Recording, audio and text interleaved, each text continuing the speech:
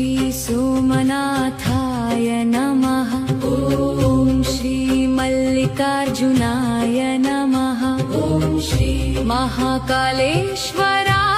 नमः।